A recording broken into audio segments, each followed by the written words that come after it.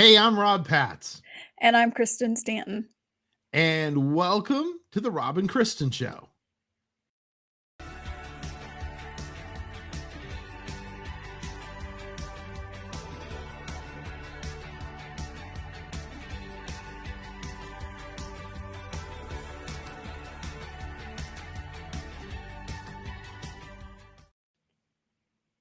Hey, welcome to today's edition.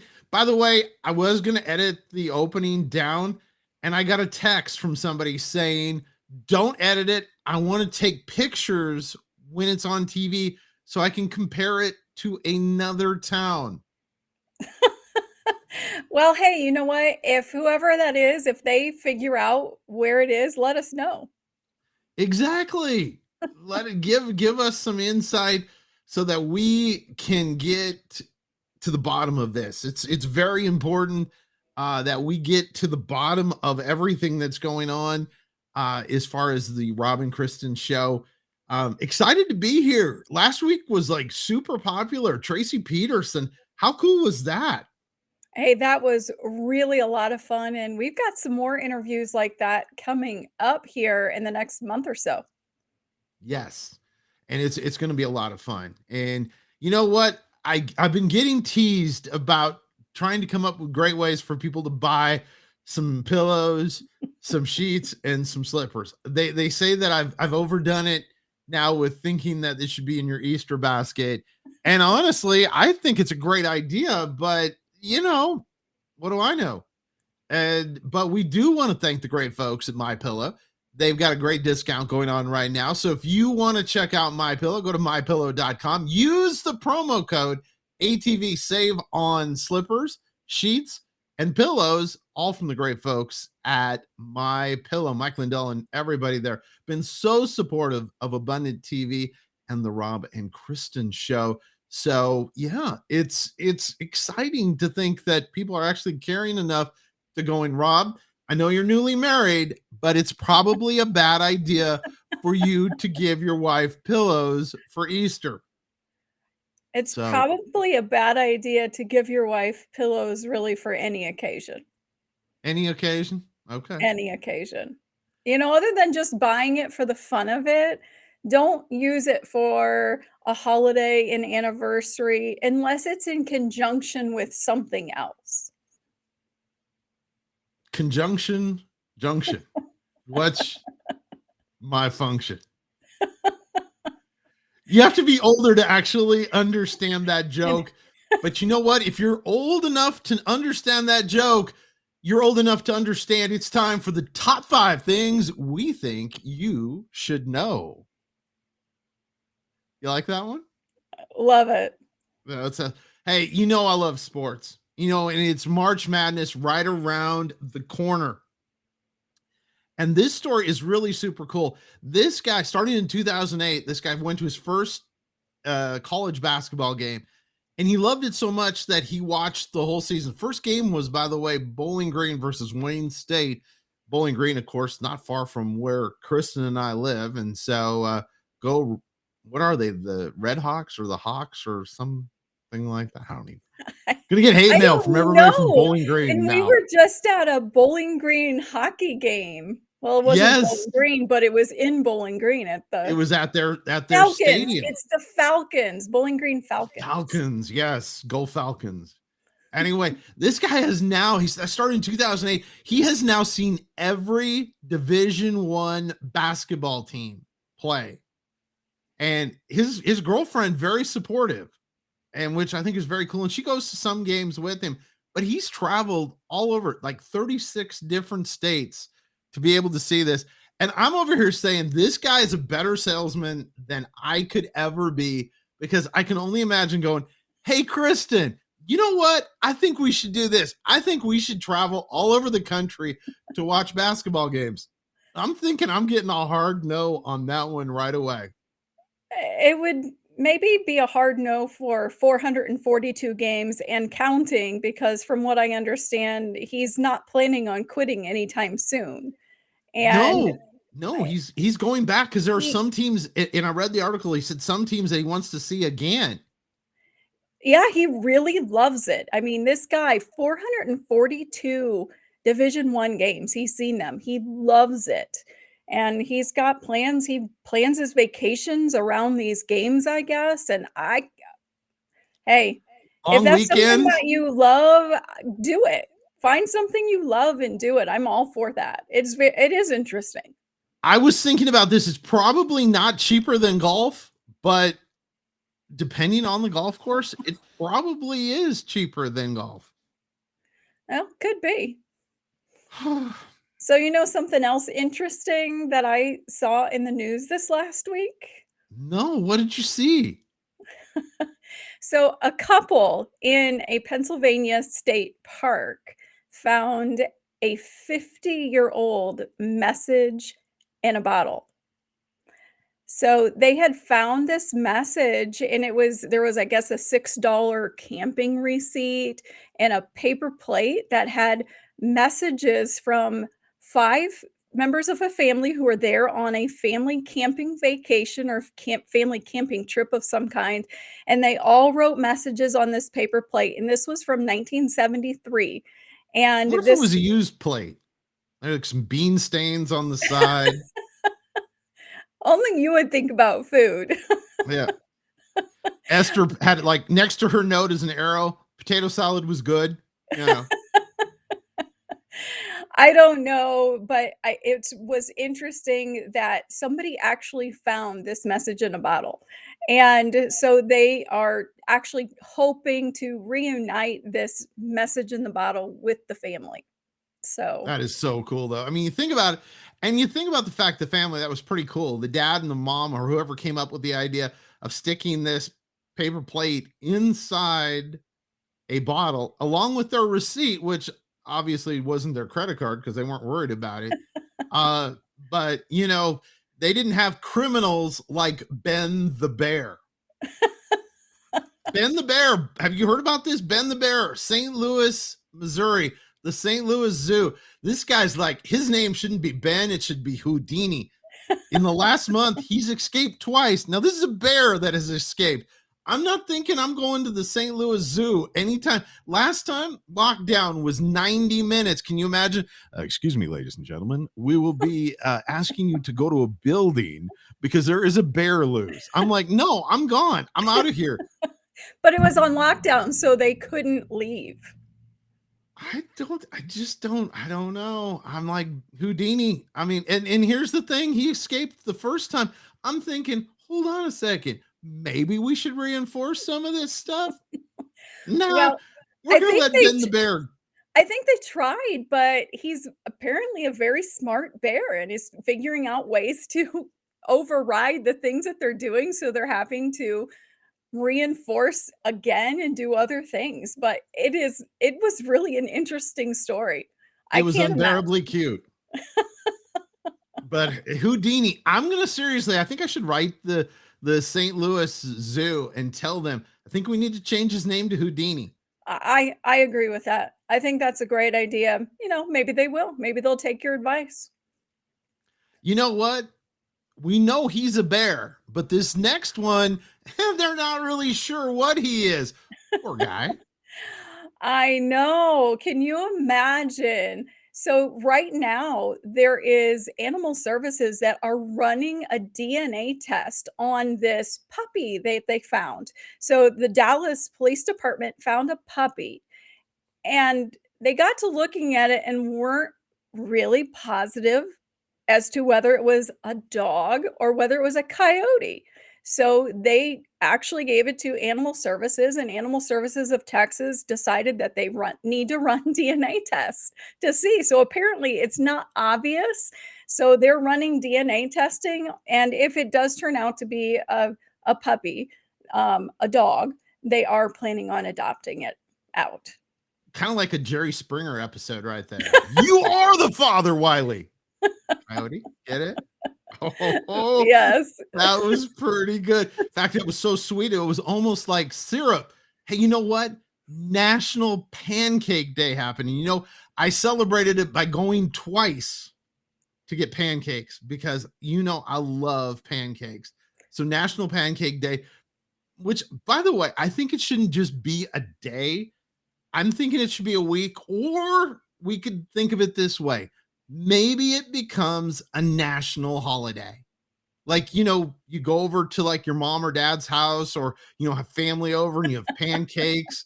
I think it'd be like you could have like a tree of syrup, different kinds of syrup. You could decorate like blueberry on one, you could have cherry on the next one, and then, maple on the top, and a butter, stick of butter on top like a star. So what's my favorite kind of pancake? Blueberry, With blueberry syrup. yes. Pretty Love blue smart. love blueberry syrup. Now, it reminds me, when we were in Branson, I can't remember the name of the breakfast place that we went to, but we were in Branson and Rob decided that he needed to order pancakes because Rob orders pancakes every time we get breakfast. And he's asking them, "Oh, are you really sure this is gonna be enough? It's only one pancake. It's no way that it's gonna be enough." So he orders all this extra stuff. And I am not joking. The pancake came out and it was the size of a pizza. It was This it was the size of a medium pizza. Yeah, and I don't think you could eat much of it. I Maybe got a about quarter half of of it? it. Well, see, the problem was though, I went and ordered an omelet, a 3-egg omelet, and all kinds of You had potatoes. potatoes and bacon and Hell that yeah. You got like 6 pieces of bacon, and I was like, I wasn't gonna leave the bacon. well, I remember you were really worried that this was not gonna be enough, 1 pancake, that's not that much, and so you One were pancake, worried. shoot, I can eat that and not even like get, I wouldn't even need to drink any coffee for one pancake. So you know where else you had a little bit of difficulty eating a whole pancake was Brick and Spoon in Pigeon Forge, Tennessee. Brick and Spoon, Pigeon Forge, Tennessee. If you're ever in Pigeon Forge, one of our favorite places now to go and eat. In fact, um, it's such a favorite of ours that we've now decided that we're staying at the hotel that is right next door, so that every morning we can go down and have breakfast there. Not so far away though, not like the Brick and Spoon in Pigeon Forge. We have a place in our town. In fact, we took a road trip, so check this out. We are here at the Defiance Pancake House to celebrate National Pancake Day. And one of the fun things about Rob and I is that one of our very first dates, we had pancakes. And so, of course, when we got married, we had a breakfast brunch reception and we had pancakes there as well. So it is so much fun for us to be here today and to enjoy some pancakes.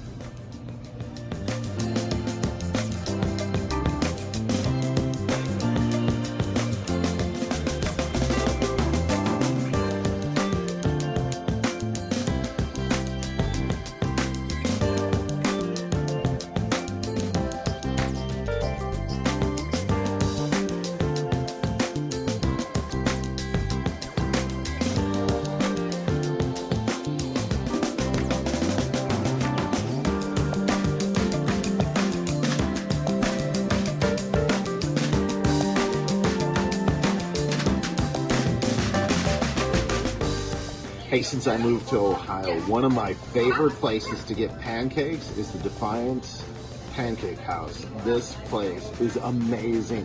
We're going to have pancakes because we're celebrating National Pancake Day here on the Rob and Kristen Show.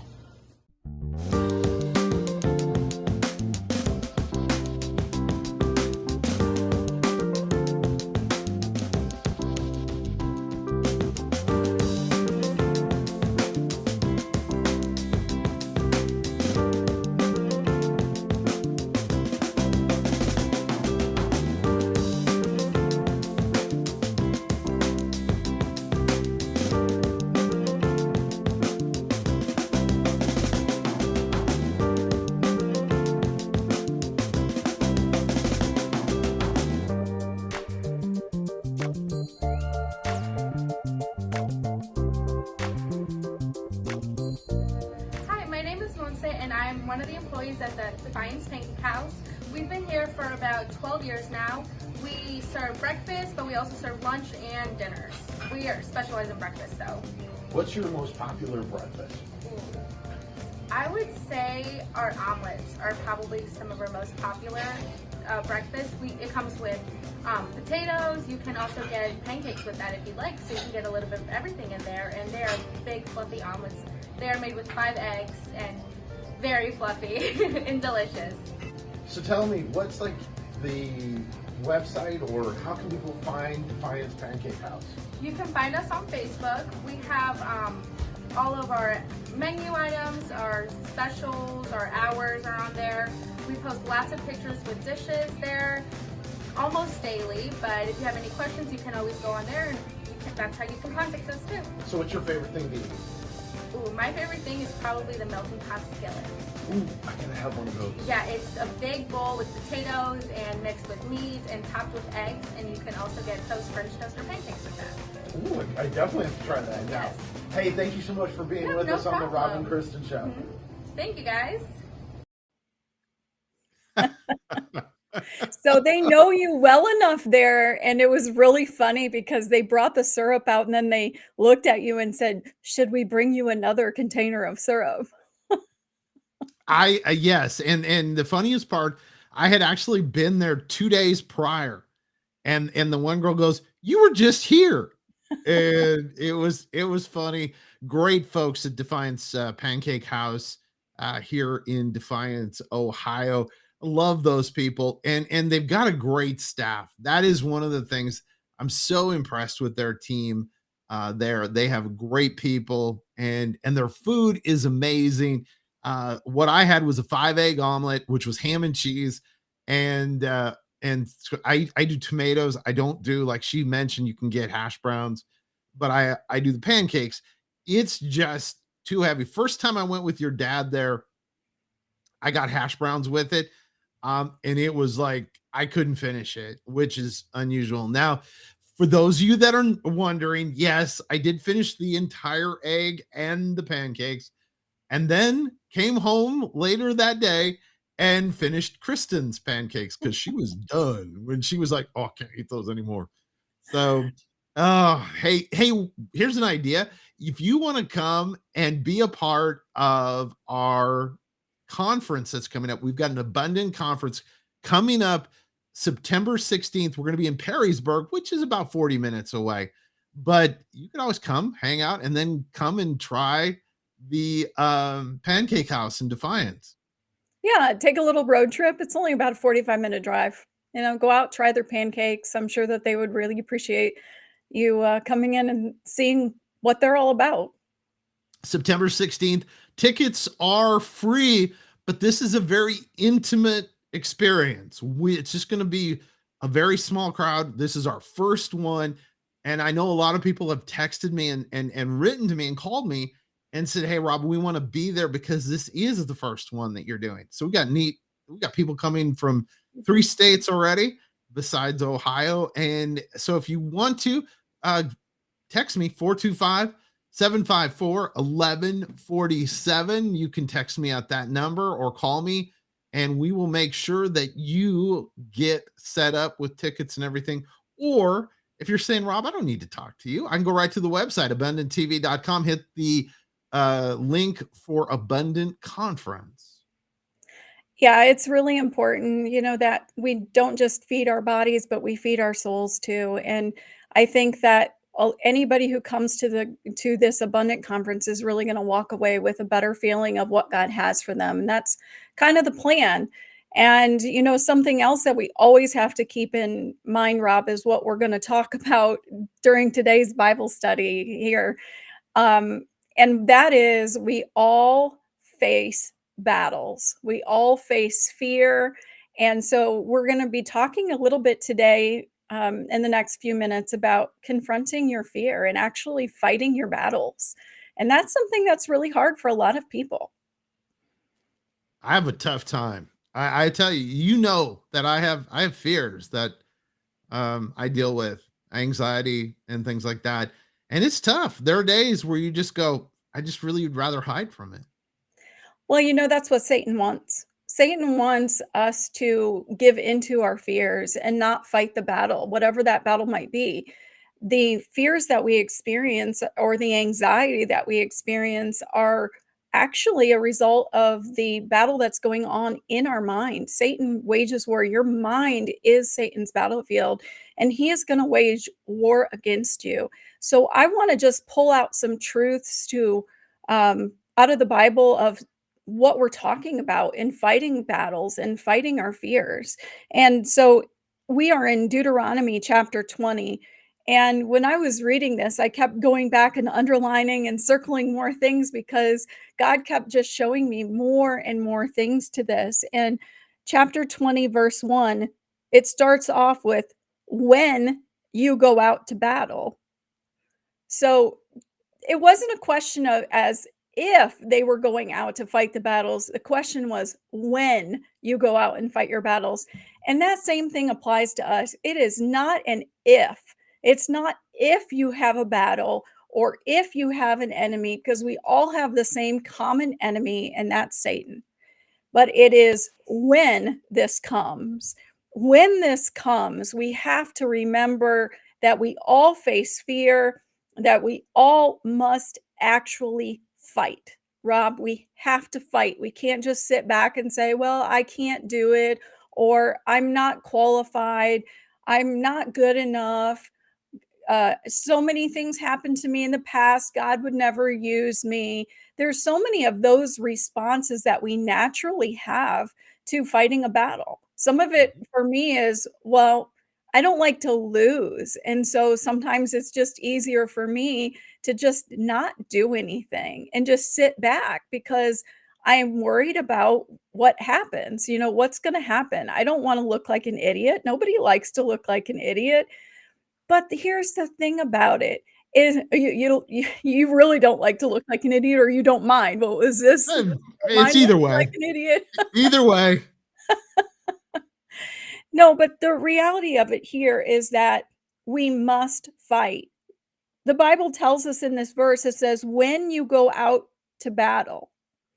When you go out to battle, it says, "Against your enemies," and this is what he said, "You're gonna see horses, you're gonna see chariots, and you're gonna see a people that are more than you." Whether that is more in number or greater, it didn't really matter. They already knew that they were gonna be fighting an enemy that they felt unprepared for. And that's what we often feel, and that is why fear sets in because we don't already know what the result is going to be. So this fear sets in and we decide we don't wanna do it. I just don't make me do it, God. Don't make me do it. But we have to. God wants us to fight the battle because the same God who worked in the past in your life is the same God who is going to work right now. And God is telling us you need to trust in what you know. Trust in what you know, and that's who God is, what He's done, how He's worked in your life, what the Bible says is true. And don't trust in what you see. Don't trust that, like in this verse, don't trust in the enemy. Don't trust in the chariots that you see or the amount of people that you see in your particular situation. Don't trust in what somebody is saying about you. Don't trust in the more experience that somebody has. Don't trust in those things that you see, but trust in the things that you know. And that's so important because that's what's going to carry over if we start to remember and we start to fill our minds with those things of God and the things that God has spoken in His Word. And God said in His Word that whatsoever things are of a good report, think on these things. We're not supposed to be filling our minds with the negative things and the things that Satan wants us to think about. But every time one of those negative things start coming in, we need to push it out with something positive. Whether that's a word from God or a word of encouragement from somebody else, we need to start pushing it out of all of that. Get it into your mind. Get the things into your mind that God says is true.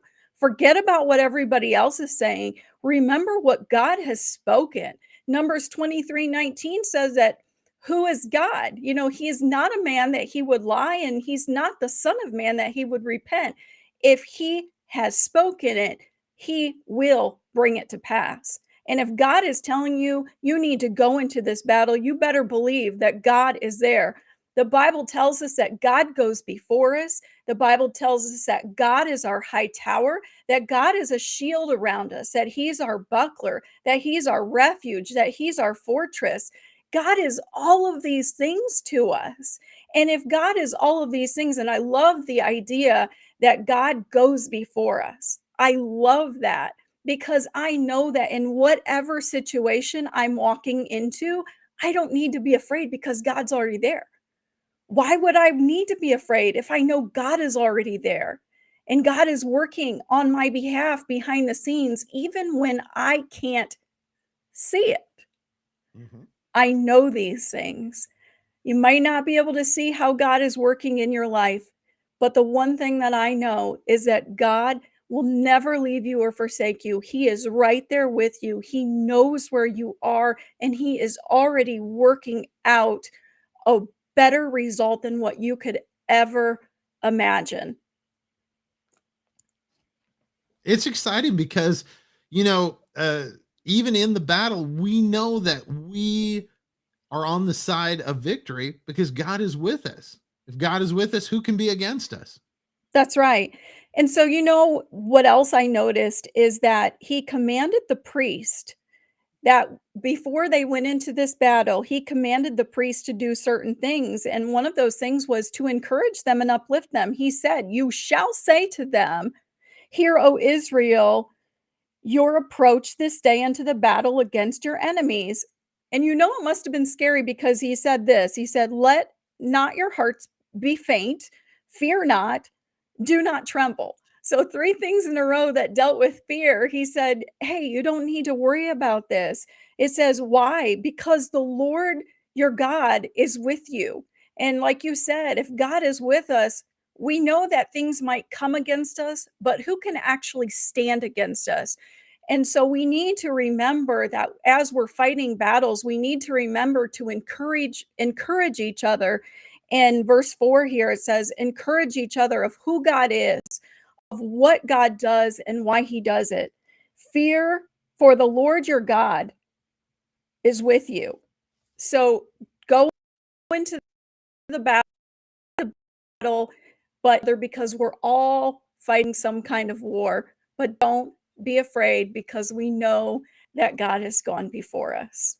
He has, and he will, and you have the victory. Yes. And that's always the thing that we have to remember is that God has already waged this war for us. And all He expects us to do is to trust in Him, to take that step of faith, and to just continue to follow after Him and let Him fight your battles. Well, That's Rob, right. we are almost out of time here again today. Can you believe it? It goes by so quick. It really does. And, if you have a prayer request or you want us to pray with you on some kind of battle that you're facing, please get a hold of us. Yep, they can go to abundanttv.com, hit on the prayer request, and we will pray with you. Yes. And with that, we will see you here on the Robin Kristen Show again next week. That's right. It's time for you to go out and live an abundant life.